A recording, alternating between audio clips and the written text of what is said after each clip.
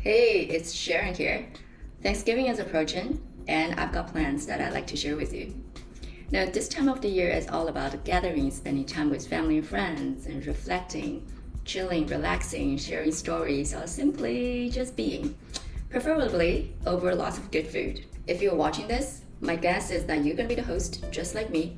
So the last thing I want you to do is to kill yourself to make the feast for everyone else and not be able to chill, relax, and enjoy yourself. I've got a whole Thanksgiving feast planned out, and we're gonna sous vide the heck out of it. So you, my friend, are going to impress everyone with your food and have a great time. Here's how it's going down. First things first, the menu.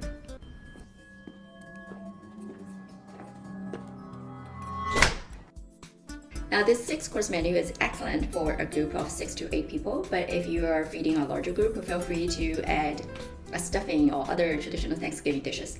Don't worry, you're gonna have plenty of time to do those extra dishes because your sous vide will be doing the heavy lifting and your oven will be free. Now, the timetable. It makes me feel so relieved and stress-free looking at this schedule. You do a little bit of this, a little bit of that each day, and by Thanksgiving night, boom! That is how a hero is made. Now let's get down to business, shall we? 5 days before the big day, defrost your turkey. It usually takes about 3 days for a bird with between 12 to 16 pounds to thaw completely in the fridge.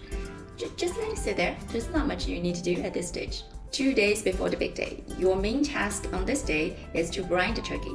I'm using my go-to dry brine for turkey here. Just combine all the seasonings mentioned here. You can find all the information, including the menu, the timetable, as well as all recipe links in the description below this video. For the turkey, we're going to divide it first. I know, some of you might be looking for that impressive presentation of the whole bird on the table. But let's be honest here. No matter how you cook a 15-pound bird, intact, it is a hustle. No, it's not happening in my tiny kitchen. Maybe we'll do it next year with a baby turkey, but for this year, we're going to divide the bird into 4 parts, including 2 parts of white meat, the breast and the wings, and 2 parts of the red meat, the whole legs. Now, what's great about dividing the turkey into 4 parts is that it's not only a lot easier to handle, but also you can cook the red meat and white meat under different temperatures for the best results.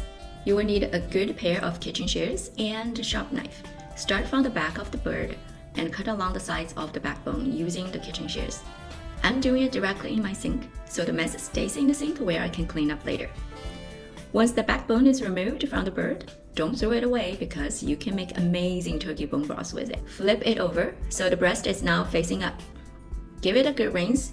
Use the knife to cut through the middle to separate the bird into 2 halves. You might also want to use the scissors to help with that. Once that's done, you can now easily separate the whole legs from the upper body of the turkey. Rinse again, put the parts away, and we're going to scrub the sink really well. No cutting board was used, which is one less thing to clean up. Now let's brine the turkey. First, we loosen the skin. Pat the parts dry and gently separate the skin from the breast and drumsticks by inserting your fingers and slowly pushing between the skin and the meat. Be careful not to break the skin. Now rub the dry brine mixture all over the turkey parts as well as under the skin so the flavor can go a little deeper. Now we put the turkey in the fridge, uncovered, overnight. So the fridge is gonna dry up the turkey skin a little bit. This will make the skin extra crispy once finished in the oven. But you can also just go ahead and vacuum seal the turkey parts, then put them in the fridge. That's all you need to do on this day. 1 day before the big day, you have 2 tasks. Number 1, sous vide cheesecakes. Number 2, start cooking the turkey legs. The reason we want to sous vide cheesecakes on this day is because they need time to settle. And to let them settle in the fridge for at least 1 night is the best. I'm telling you, it is so nice to get the dessert out of the way first, so you have 1 less thing to worry about. The recipe yields 8 4-ounce jars of cheesecake, so it's enough for 8 people. But if you have more guests, simply double the recipe. Or you can use 8-ounce jars for hardcore cheesecake lovers. Whether you do 4-ounce jars or 8-ounce jars of cheesecake, the sous vide temperature and time remains the same, which is at 176 Fahrenheit, which is 80 Celsius, for 90 minutes.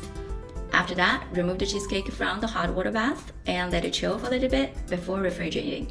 They're gonna come to the perfect consistency overnight in the fridge.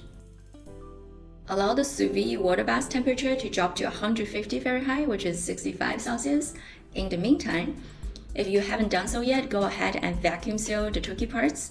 And once the water is ready, you can also pour some cold water into the water bath to make the temperature drop quickly. Then you put the sous vide legs into the water and leave the breast part in the fridge because we're gonna sous vide them the next day. Now you might be wondering, why do we want to sous vide the red meat first? Hear me out. Once the turkey legs are in the water, you want to set the timer for at least 6 hours. But you can safely leave them in the water bath for up to 12 hours. Now here's the thing, this 6 to 12 hour range is really to our advantage.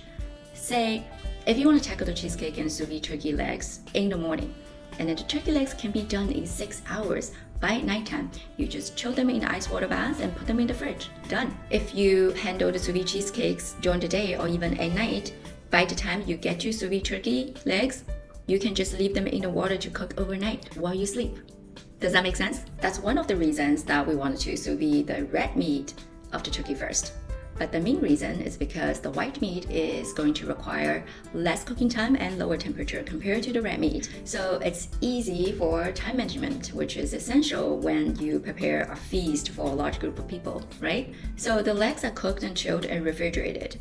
On the next day, which is Thanksgiving Day, they can be warmed up while the white meat is cooking at a lower temperature. You see what I mean? So all 4 parts of the turkey can be ready to finish for dinner at the same time. Now the big day has come. This is the most exciting part of the timetable with 3 side dishes. Brussels sprouts with bacon, a fantastic salad with carrots and blood oranges if they're available to you, and a cranberry sauce. By the way, this cranberry sauce is gonna be a terrific topping for your sous vide cheesecakes. Guess what? We're gonna sous vide Brussels sprouts, carrots, and cranberries all together in the same sous vide tank at the same temperature simultaneously. Oh my god, what am I gonna do without sous vide?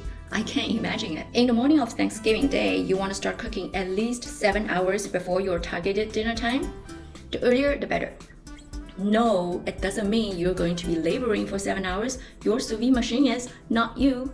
I estimate your hands-on time as around 2 hours.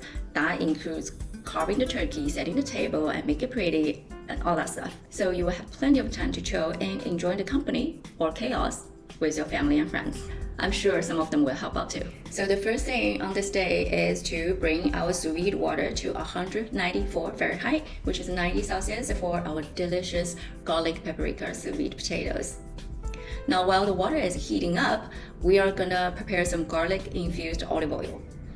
Normally, I would say this is optional, but in this case, I would not recommend you skip this step because we're gonna use the oil and the garlic in multiple dishes throughout the entire prep. It takes just a few minutes and 2 ingredients, and it comes in really handy. So let's make it. Put a bunch of garlic cloves in a small dry saucepan. I usually use an entire bulb of garlic for this, sometimes more. It's so versatile, you can use it for cooking, roasting, sous vide, and in salad dressings. Add enough olive oil in the pan to cover the garlic and turn the heat on medium. The oil will come to a slow boil. Let it cook for at least 5 minutes until the garlic starts to brown and wrinkled. Turn off the heat and set the garlic-infused oil aside. Now let's move on to potatoes. I'm handling 2 pounds of new potatoes here. I leave the skin on, rinse, cut them up, and season them with salt, pepper, smoked paprika, and dried oregano. Add 3 tablespoons of the oil you just made along with a couple of garlic cloves from it. Toss the potatoes all together and vacuum seal them. Once the water is ready, and go ahead and submerge the potatoes under the water and set the timer for an hour. Now, during this hour, we are going to prepare 3 items to sous vide all together. Item number 1, Brussels sprouts. We're going to fry up some bacon pieces on the stove first. Once they turned crispy and brown, transfer onto paper towels to cool. In the meantime, we prepare the Brussels sprouts. Rinse, cut them up, put them in a vacuum sealer bag. Add the bacon pieces and the garlic-infused oil with garlic. This is the second time we use that oil, huh? There's no need to add any salt. You can always season with more salt when you finish the dish. Item number 2, cranberries. This is for cranberry sauce. There are only 3 ingredients required in this recipe. A bag of cranberries, a cup of sugar, and zest from a whole orange. I am zesting a blood orange here, and the orange meat is going to be used in the Moroccan salad. Literally everything will be put in good use in this holiday meal plan. Item number 3, carrots. I've got 1 pound of carrots in different colors, orange and purple from the farmer's market, because why not? It's holidays, let's have some colors. Those are pretty slim in size, so I just cut off the roots and slice them right into the middle. Then I arrange them in a single layer in 2 different sous vide bags. You wanted to separate them by color because if you put them all together in one bag, the color is gonna mix up during the cooking process. Now to season those babies in order to have that distinct Moroccan flavor, we're gonna start with 3 tablespoons of the garlic-infused oil plus the garlic. See, I told you this oil is going to be super useful. Add cumin seeds, fennel seeds, sea salt, and cayenne pepper. Mix well. And divide oil mixture in half and pour into each bag. Vacuum seal the bags. Now we've got our next swimmers all lined up. As soon as the potatoes is ready, transfer them into an ice water bath and allow the sous vide water bath to drop to 185 Fahrenheit, which is 85 Celsius. You can add some cold water into the sous vide water bath. The temperature will just drop like that because 9 degrees is not a huge difference. Now the water is ready. Let's put our carrots, Brussels sprouts, and cranberries into the water. Now pretty much all of them are going to float. There's no surprise here. The important thing to do is to find a way to weigh them down. Now you can use those metal weights that's specifically made for this purpose, or you can use what you already have, like this. A rack from an Anova sous vide container, I tilt it so it drops down into the water on one side, taking the vegetables down with it. A colander to weigh down the other side. You just have to find the right angle until all the bags are secured under the water. Then I put a lid on to make sure everything stays at where they're supposed to stay. I know, it's not pretty, but it gets the job done and I don't have to purchase or take care of extra gear. Set the timer for an hour and now go take a rest and recharge. Seriously, you got this, don't worry. By the way, all of these vegetable things can be done ahead of time. Say 2 days before Thanksgiving. They can just chill in the fridge because the cranberry sauce can be served chilled and the carrots do not need to be warmed up because they're going to a salad. And you want to warm up the potatoes and Brussels sprouts on the stove anyways, so they will be warm by the time you serve them. After the sous vide vegetables and cranberries are done, let them chill in the ice water bath, and you want to drop the sous vide water bath to 140 Fahrenheit, which is 60 Celsius, quickly by adding cold water into the sous vide bath, because we're going to sous vide the last item of this entire feast, the turkey white meat. It can hang out in the sous vide water bath for 3 to 8 hours, and this is why you want to start cooking at least 7 hours before dinner time. Now, during these 3 hours, if you are inclined to make a stuffing or a pie or whatever, go ahead. Don't forget your oven is free right now. Your oven will be like, hey people, it's Thanksgiving and I'm not doing anything here. Just saying. Alright, jokes aside, you want to start warming up the turkey legs about 1.5 hours before dinner time. Just take them out from the fridge and drop them into the sous vide water bath with the white meat to warm up, and let the white meat continue cooking until you're ready to put everything together. Now you can pace yourself to round out the Thanksgiving feast. Let's do this. For the cranberry sauce, before you open the bag, use your fingers to squash the cranberries. More juice will come out. Feel free to leave some whole. Open the bag, pour it into a serving bowl. Give it a good stir and garnish with orange zest. It's ready to go. For the Moroccan salad, let's make the dressing first.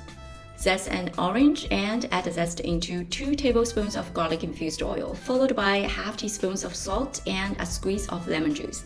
Mix it well. Now we open the carrot bags and pour everything out into a large mixing bowl, including the juices. Use kitchen shears to cut them up into 2-inch long pieces. Oh my god, I wish you could smell this. Add 2 cups of baby arugula, pour the dressing over, and give it a toss. Remember the 2 oranges that you zested? Remove the peel now and slice them and add to the salad. Plus a half cup sliced black olives. Toss again and the salad is ready for the table. Now for the turkey. After turkey breast parts are in the water for at least 3 hours and the turkey legs are warm and the juice gel in the bags return to a liquid form, transfer all turkey parts from the sous vide bath to an ice water bath and then turn off the sous vide. Heat the oven to 500 Fahrenheit, that's 260 Celsius. Once the oven is ready, the turkey should be cool enough to handle. Open the bags, remove the herbs, and pat the turkey dry with paper towels. Reserve the juice, especially if you want to make a turkey gravy. Brush some leftover olive oil on the skin if you still got some. If not, melt some butter to do it. After the skin is coated with oil, place the turkey parts on the rack in a roasting pan. Roast for 30 minutes until the skin is golden brown and crispy. Look at that. Remove from the oven and let it rest. You can find all the information, including the menu, the timetable, as well as all recipe links in the description below this video. Now is the perfect time to warm up the potatoes and Brussels sprouts. For the potatoes, since your oven is still hot, right, you can just lay them out on a baking sheet, skin side up, and make sure they're patted dry. And you can roast them at 425 Fahrenheit for about 10 to 15 minutes, and the skin will be crispy. As for the Brussels sprouts, you melt some butter in a skillet, and you can just finish them up on the stove. One last thing, carve the turkey and garnish it with fresh herbs or fresh cranberries, however you want to decorate it. Put that baby on the center of the table. Now it's time to raise a glass. Here you have it. This is how I'm going to do my Thanksgiving this year. I hope it helped to spark some ideas for you to take out some of that mental and physical stress out of the holiday and enjoy more. If you decide to follow this Sous Vide Thanksgiving feast meal plan, please do leave a comment and let me know how it goes. I cannot wait to hear from you. Thank you so much for watching and happy Thanksgiving, and I'll catch you soon.